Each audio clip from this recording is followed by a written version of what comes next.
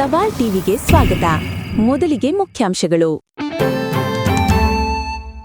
ಇಂಧನ ಇಲಾಖೆಯಲ್ಲಿ ಯತೀಂದ್ರ ಸಿದ್ದರಾಮಯ್ಯ ಹಸ್ತಕ್ಷೇಪಕ್ಕೆ ಬೇಸತ್ತು ರಾಜೀನಾಮೆಗೆ ಮುಂದಾಗಿದ್ದ ಕೆಜೆ ಜಾರ್ಜ್, ಆಮೇಲಾಗಿದ್ದೇ ಬೇರೆ. ನ್ಯಾಯ ಸಿಗುತ್ತೆ, ಎದೆಗುಂದಬೇಡಿರೆಂದು ಕಾಂಗ್ರೆಸ್ಸಿನವರೇ ಹೇಳಿದ್ದಾರೆ. ಸ್ನೇಹಮಯಿ ಕೃಷ್ಣ.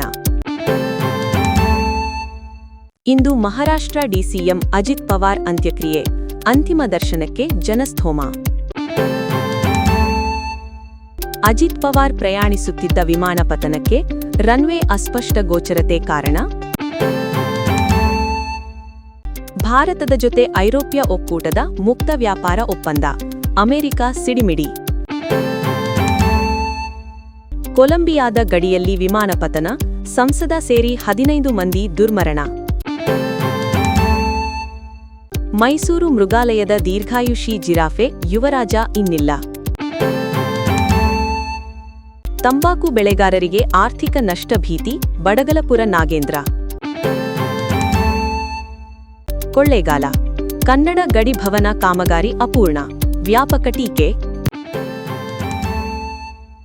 ಮಂಡ್ಯ, ರಸ್ತೆ ಬದಿ ಕಸ ಹಾಕಿದರೆ ದಂಡ ಹಾಕಿ, ಜಿಲ್ಲಾಧಿಕಾರಿ ಕುಮಾರ್ ಸೂಚನೆ.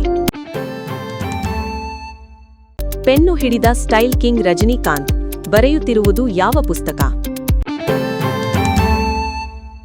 ಧುರಂಧರ್ ಗೆಲುವಿನ ಖುಷಿಯಲ್ಲಿರೋ ರಣವೀರ್ಗೆ ಶಾಕ್ ಕೊಟ್ಟ ಬೆಂಗಳೂರು ಪೊಲೀಸರು.